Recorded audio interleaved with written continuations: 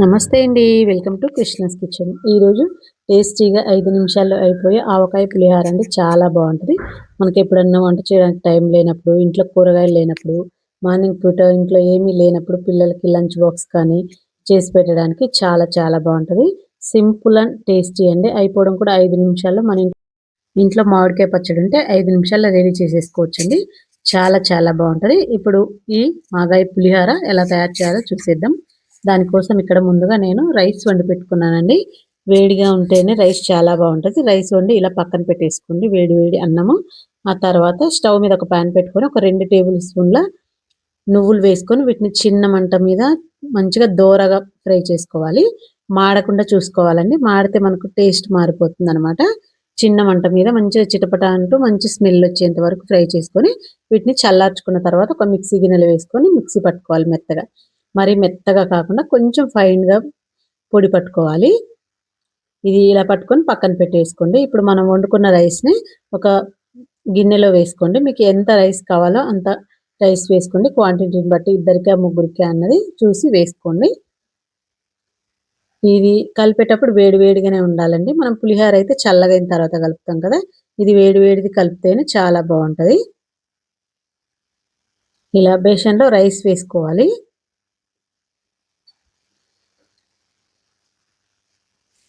ఇప్పుడు ఈ వేడి వేడి అన్నంలో మనం ముందుగా రెడీ చేసి పెట్టుకున్న నువ్వుల పొడి, అందులోనే ఒక హాఫ్ టేబుల్ స్పూన్ అంత పసుపు వేసుకోండి. తగినంత ఉప్పు వేసుకోండి. చూసి వేసుకొని మనకు ఆల్రెడీ పచ్చళ్ళలో ఉంటది కదా! మొత్తం కలుపుకున్నాకైనా మళ్ళీ వేసుకోవచ్చు. ఒకసారి ఇప్పుడు చూసి వేసుకొని వేడి వేడి అన్నంలో ఇదంతా బాగా మిక్స్ చేసుకోవాలి. వేడి వేడి అన్నంలోనే పసుపు వేసుకుంటే పసుపు వాసన లేకుండా బావుంటుందండి. చల్లటి అన్నంలో కాకుండా. ఇలా వేసుకొని ఒకసారి మొత్తం బాగా మిక్స్ చేసుకొని ఇప్పుడు ఆవకాయ పచ్చడి తీసుకొని వేసుకోండి. మీ పిల్లలకి అలాగైతే స్పైసీ కొంచెం తక్కువ వేసుకోండి. పెద్దలకైతే కొంచెం ఎక్కువ వేసుకోండి. ఏదేమైనా మీ కారంను, స్పైసీనెస్‌ని బట్టి పచ్చడి వేసుకోండి. నేనైతే ఒక పావు కప్పు వేసానండి. ఇది ఒక ముగ్గురి వరకు చేశాను కాబట్టి ఒక పావు కప్పు వరకి ఆవకాయ పచ్చడి వేసుకున్నాను. కొందరిది కారం ఎక్కువ ఉంటది కాబట్టి కొంచెం తగ్గించుకోండి. కారం తక్కువ ఉన్న వాళ్ళు కొంచెం ఎక్కువ వేసుకోండి.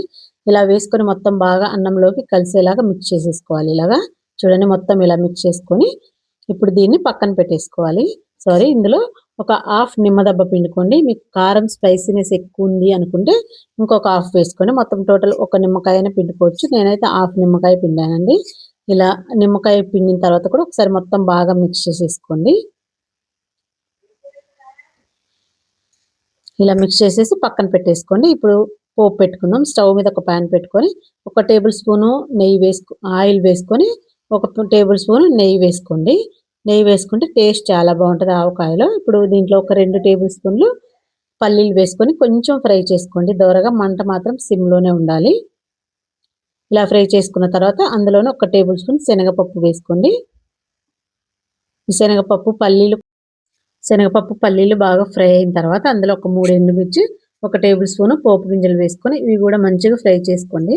మంచిగా ఆవాలు చిటపట అని మంచిగా నూనెలో ఫ్రై అయ్యేంత వరకు ఫ్రై చేసుకొని ఇప్పుడు అందులో ఒక 2 పచ్చిమిర్చి, ఒక చిన్న అల్లం ముక్క సన్నగా కట్ చేసుకొని వేసుకోండి. అందులోనే కొంచెం కరివేపాకు, మీకు కావాలంటే కొంచెం ఇంగువైనా వేసుకోవచ్చండి. ఇలా వేసుకొని ఫ్రై అంతా బాగా ఆయిల్‌లో ఇది పోపు గింజలు, పచ్చిమిర్చి ఇవన్నీ ఆయిల్‌లో బాగా ఫ్రై చేసుకొని ఇప్పుడు స్టవ్ బంద్ చేసేసుకొని మనం రెడీ చేసి పెట్టుకున్న ఈ ఆవకాయ అన్నంలో ఈ పోపు అంతా వేసేసుకోవాలి. ఆయిల్ ఎక్కువ అవసరం లేదండి. ఆల్రెడీ పచ్చడిలో ఉంటది కాబట్టి కొంచెం అయితే సరిపోద్ది.